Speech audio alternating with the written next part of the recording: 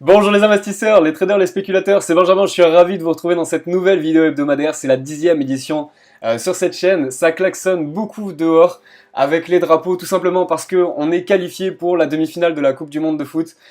Donc j'ai décidé de faire cette vidéo hebdomadaire juste après cette Coupe du Monde. Alors rien à voir avec le fait que l'on joue, par contre le fait que je fasse cette vidéo le vendredi pour ceux qui me suivent depuis les 9 autres vidéos, d'habitude je publie ça généralement le lundi matin à l'ouverture des marchés de la semaine. Là, j'ai décidé de faire ça le vendredi pour répondre un peu plus aux attentes de la communauté YouTube, parce que je sais que sur YouTube, il y a plus de personnes qui regardent les vidéos le vendredi soir et le week-end. Donc je m'adapte, je fais ça cette semaine le vendredi, si ça fonctionne, même si c'est un jour de match et qu'il risque d'y avoir moins de vues qu'un vendredi classique, si ça fonctionne quand même, je continuerai à le faire en fin de semaine. Ce qui se passe sur le marché des crypto-monnaies, c'est très bien, c'est plutôt très satisfaisant ce qui se passe en ce moment et ce qui s'est passé cette semaine et la semaine dernière. On va voir ça directement ensemble. Écoutez, on va commencer directement. On va commencer par le Bitcoin, ensuite Ethereum et EOS. On va rester classique pour cette semaine. Allez, vous avez le graphique du Bitcoin sous les yeux. Donc on est toujours dans cette grosse tendance baissière que l'on connaît depuis le début de l'année. Pas de nouveauté, on évolue dans un gros range avec un gros support ici, une grosse résistance ici. Et puis par ces rebonds qui se sont effectués depuis le mois de février, eh bien on a pu dessiner un triangle descendant. C'est-à-dire un triangle que l'on va dessiner par une ligne de tendance que l'on va pointer par des plus hauts. Et là, en l'occurrence, les plus hauts sont toujours plus bas. On a 3 points de contact. Ici le premier, ici le deuxième, ici le troisième. On vient étendre cette ligne de tendance jusqu'à la ligne de tendance qui se trouve à l'opposé. Donc ici, c'est la zone de support. La zone de support qui se trouve ici, là où il y a eu plusieurs points de contact. Eh bien, cette semaine, on a évolué sur cette zone de support. On l'a un peu traversée, mais vous voyez ici, cette ligne en pointillé, c'est aussi un support. On voit qu'ici, les prix n'ont pas réussi à descendre plus bas. Ici aussi, ça a fait support. Et ici, on voit que ça a été point de contact. C'est pour ça qu'on parle de zone de support et de zone de résistance. Donc, on se situe encore dans cette zone-là.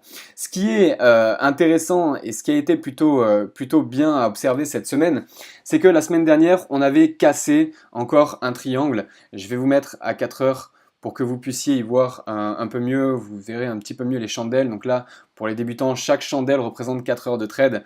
Donc à chaque fois que l'on va tracer des lignes de tendance en se fiant au plus haut et au plus bas, on voit que les autres traders font la même chose et que lorsque l'on traverse ces lignes de tendance, eh bien il y a une tendance qui se démarque. Donc ici, on avait traversé vers le bas, boum. On a rebondi encore dans un triangle, on a traversé vers le bas, boum. Voilà. Voilà où nous en sommes. Nous rebondissons sur ce support là. Vous voyez ici aussi je m'étais tracé une ligne de résistance ici parce qu'il y avait une position acheteuse à prendre. On a fait, donc là on est à 4 heures, on a fait sur une bougie à 4 heures un plus 4%, on est monté jusqu'à plus 5,43%, 5,47%, donc c'est plutôt des très bons trades à prendre. Je vous invite à tracer vos lignes de tendance comme ça, c'est l'unique moyen d'avoir de la visibilité sur les marchés. Bref, allons à l'essentiel. L'essentiel, c'est qu'aujourd'hui, nous sommes encore dans ce triangle. Vous le savez, pour une tendance, pas un bull market, mais au moins une tendance haussière qui se dégage et une confiance acheteuse qui se met en place, il va falloir traverser ce triangle descendant. Il va falloir traverser cette résistance vers le haut. C'est pour ça que la semaine passée, je vous avais tracé avec cette flèche et par ce petit rectangle qui est tout simplement un marqueur de la position acheteuse qu'il faudra prendre à un moment donné. Eh bien, ce moment, il sera lorsque l'on traversera cette ligne de résistance et lorsqu'on aura une confirmation que l'on traverse cette ligne de résistance. Vous comprendrez mieux sur l'Ethereum après. Pourquoi je vous dis ça? Il ne faut pas se positionner dès que l'on a traversé, il faut bien avoir une confirmation que l'on est en train d'y sortir.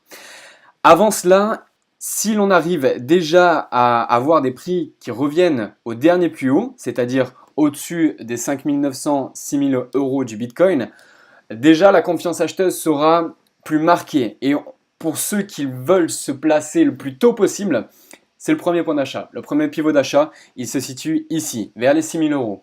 Premier pivot d'achat pour le Bitcoin pour les jours à venir, 6 000 euros. Si on arrive à se dégager une petite dynamique haussière et qu'on arrive à revenir sur les derniers plus hauts, c'est-à-dire les 6 000 euros, premier pivot d'achat. D'accord? Surtout qu'on a ici deux moyennes mobiles à 10 et 20 jours qui sont en train de se contracter et qui vont potentiellement croiser.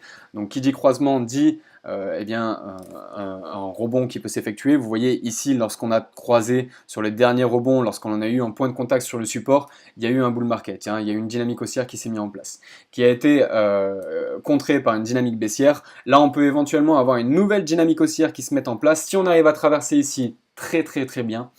Renforcement des positions acheteuses et toujours l'objectif ici pour les swing traders, pour ceux qui veulent prendre le moins de risques possible, on se positionnera ici. Ceux qui veulent prendre le moins de risques possible ici, ceux qui veulent prendre un peu plus de risques ici, mais alors je vous ai pas tracé ici de point pivot parce que il risque d'y avoir une vraie tension, hein. Lorsqu'on se trouvera sur cette ligne de résistance, il risque d'y avoir une vraie tension. Donc il vaut mieux se placer soit plus bas, soit plus haut, pas forcément ici. Mais bon, si on veut prendre des positions le plus tôt possible et qu'on ne veut pas attendre ce point pivot, on peut se placer sur celui-là. Si on veut s'y placer encore plus tôt, il suffit de se placer lorsque l'on aura atteint le dernier plus haut. Ok, et c'est tout simple. C'est aussi simple que cela. Allez, passons directement à Ethereum, on va vite cette semaine, on enchaîne comme le match qui s'est déroulé aujourd'hui. Pour Ethereum et pour les altcoins, c'est un peu mieux ce qui se passe. On a un vrai canal baissier qui s'était mis en place. Il a été très net, ce canal baissier, puisqu'on l'avait tracé assez tôt. On l'avait tracé assez tôt et on avait bien vu que à chaque point de contact sur la ligne de résistance, on n'avait pas réussi à traverser.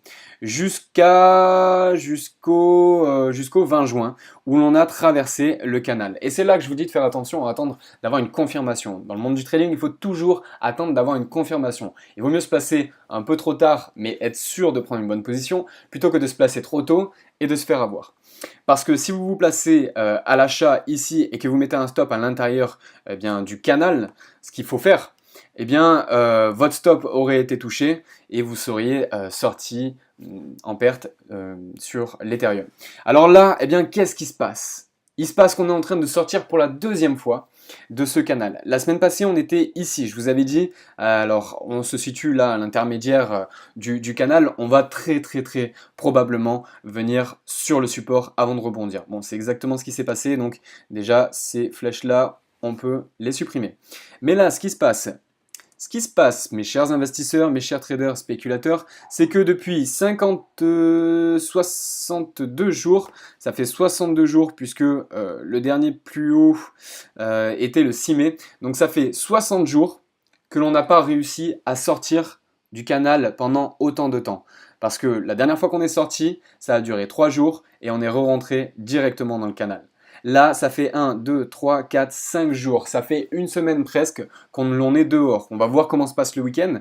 Si il y a une confirmation que l'on reste à l'extérieur, la dynamique baissière sera interrompue. Ça ne veut pas dire que l'on va pas forcément retourner sur le support, mais au moins la dynamique baissière, celle que l'on connaît depuis mai, depuis le mois de mai, elle sera interrompue. Et donc on pourra potentiellement voir se redessiner une tendance haussière. Je peux éventuellement vous la dessiner. Alors il est possible que l'on vienne ici, hop, on va rester comme ça. Hop, il est possible que l'on vienne plus haut, mais que finalement on revienne plus bas, que l'on ait un rebond haussier, hop, et voilà. Et que l'on ait petit à petit une tendance haussière qui se met en place et une dynamique haussière. Ce qu'il va falloir chercher, c'est à avoir cette dynamique haussière qui se met en place et à déceler chaque triangle. Vous voyez, à chaque fois que vous avez des bougies, et à chaque fois qu'elle clôture, vous voyez, là j'ai d'autres exemples. Si je vous le mets à 1 heure, vous verrez encore mieux. Hop, il faut se positionner à chaque fois que vous traversez vos résistances ou vos supports. Là ici, hop, on trace une ligne de tendance, on trace la ligne de tendance supérieure. Si ça passe au-dessus, on passe acheteur. Si ça passe en dessous, on passe clairement vendeur, surtout qu'on est dans une tendance baissière. C'est ce qui s'est passé plus haut, ici aussi et là aussi. C'est ce qu'on va chercher à déceler sur les prochains mouvements. Vous voyez ici, par exemple, très concret, je vais le mettre à 4 heures. Voilà. Ici, moi, j'avais mis un point pivot sur lequel il fallait se positionner si on traversait. Alors, ce qui est bien, c'est que maintenant, il s'est passé quelques jours et on peut tracer une nouvelle ligne de temps. Ah, attendez, c'est pas forcément le mieux d'utiliser ça. On peut tracer. Voilà. On peut ici tracer, hop, un nouveau triangle. Ici, je vois qu'il y a eu des points de contact. Hop, et ici. Voilà. Voilà. Ici, ça a tapé plusieurs fois. Ici, ça a été marqué. Donc on peut se dire que là, c'est une zone support. On pourrait la rabaisser à ce niveau-là. C'est bien pour ça qu'on parle de zone support, que l'on parle de zone de résistance et de zone de support. Si l'on vient traverser vers le haut de ce triangle, on peut passer à l'achat. Si on vient traverser le bas de ce triangle, on peut se positionner à la vente. Moi, c'est comme ça que je vois les choses. Je ne vais pas forcément me positionner à la vente, puisque je pense que là, on peut potentiellement reprendre un mouvement haussier. Donc si on traverse vers le bas, je ne toucherai à rien. Si on traverse vers le haut de ce triangle, je vais avoir une alerte qui va sonner et je prendrai une position acheteuse. D'accord? Donc Ethereum, pareil, on attend de voir dans les prochains jours comment on rebondit à l'intérieur de ce triangle. Et si on part sur une grosse bougie verte et que l'on a une confirmation, dynamique haussière qui se mettra en place. Ok, allez, on finit avec EOS. On finit avec EOS, si ça veut bien se lancer. Alors EOS, eh bien ça consolide, hein. C'est la même chose, on est dans une consolidation, exactement, ici. Donc on est sur une zone de support, il faut attendre que les volumes se remettent en place. Et que l'on ait une confiance acheteuse qu'il se redessine. Je vous avais dit la semaine dernière, ça peut être intéressant de se placer ici. Pourquoi moi je ne me plaçais pas? Parce que je voulais attendre d'avoir une confirmation. Une confirmation, ce sera par exemple si je me mets à une semaine, hop, si je me mets à une semaine et que ici j'ai une grosse bougie verte qui se met en place, là j'aurai une confirmation qu'on a un avalement haussier qui est en train de se mettre en place. Une grosse bougie verte après une bougie neutre, on a un avalement haussier qui se met en place. Voilà, si j'ai un schéma comme ça qui se met en place, eh bien je passerai clairement acheteur sur EOS. Pour l'instant, on tempérise, pour l'instant, on patiente. Renforcement des positions toujours sur le point pivot ici. Bam, lorsque l'on arrivera sur ce point pivot ici, on pourra avoir une vraie tendance haussière avec un x2, x3, x4 qui pourra potentiellement se mettre en place. Là pour l'instant, on joue dans un range. Au plus bas on se place, au plus on a de profit à prendre, mais il vaut mieux attendre d'avoir une confirmation. Donc sur EOS, on attend d'avoir une confirmation. Sur Ethereum, on regarde si on traverse vers le haut. Je vais vous donner les chiffres clés au cas où vous n'auriez pas une visibilité sur des graphiques comme moi. On attend les 404. On attend d'avoir une confirmation que l'on se déplace vers les 404 € de l'Ethereum. Et pour le Bitcoin, on attend aussi de voir que l'on a des prix qui évoluent plus vers les 6000 €. On attend de voir si l'on arrive à atteindre et si les acheteurs poussent assez les prix par rapport aux vendeurs pour reprendre la main et pour atteindre les 6000 €. Ok les amis, on voit tout ça ensemble la semaine prochaine, on verra comment ça a évolué. D'ici là, je vous souhaite une très bonne semaine, un très bon week-end. C'était Benjamin, ciao ciao.